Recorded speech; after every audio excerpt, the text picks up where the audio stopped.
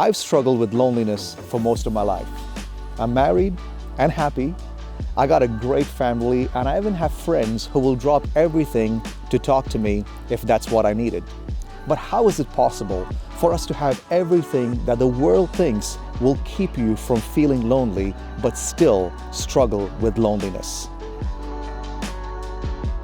Today, we're addressing the topic of loneliness. And in the end, together, we'll be able to say, loneliness, you don't own me.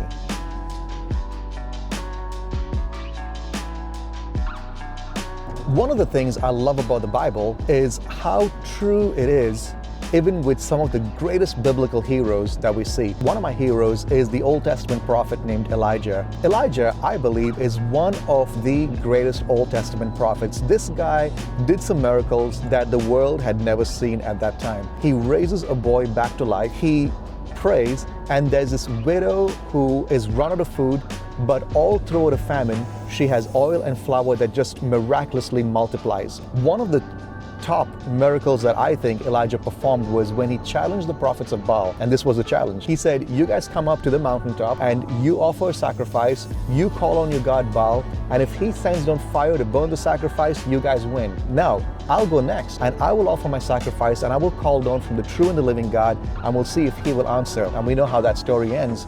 Fire comes down from heaven when the prophet Elijah prays, burns up the sacrifice, but he doesn't stop there. You know what he does next? He kills all the prophets of Baal.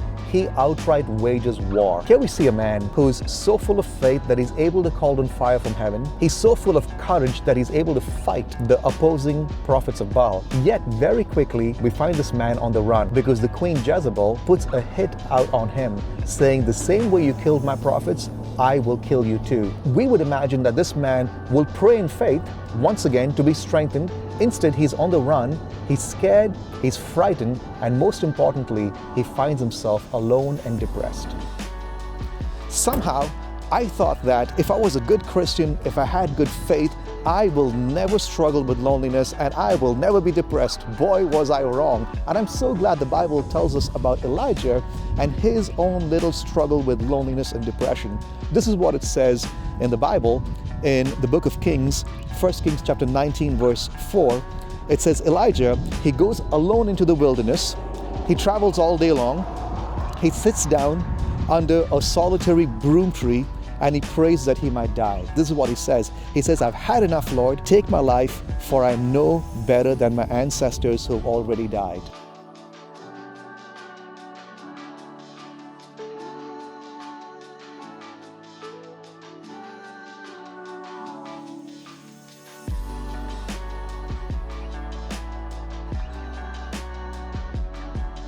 God was not upset or irritated with Elijah like we would assume that God would be, because Elijah is feeling lonely, he's feeling depressed, and he feels like he's forgotten even by God.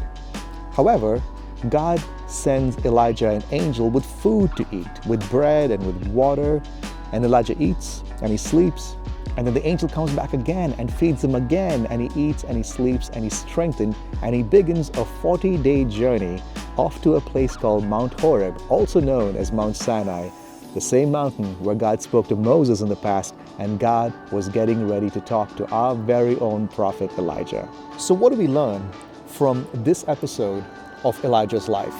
Well, number one, we see that God, he's not disappointed with you when you're struggling with depression or with loneliness.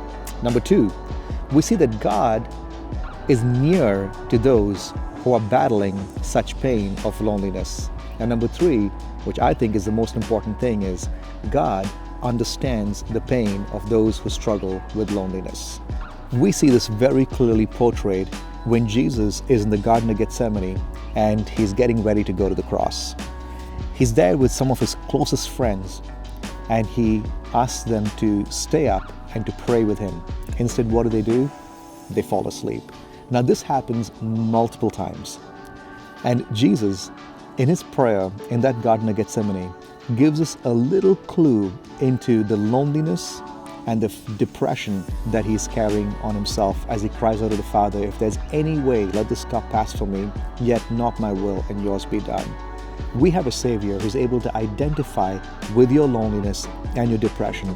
And that's why when He dies and He rises again from the dead, He gives us this profound promise. In fact, this is some of His last words before He ascends back into heaven. It's found in Matthew 28, verse 20. He says, "Be sure of this, I am with you always, even to the end of the age."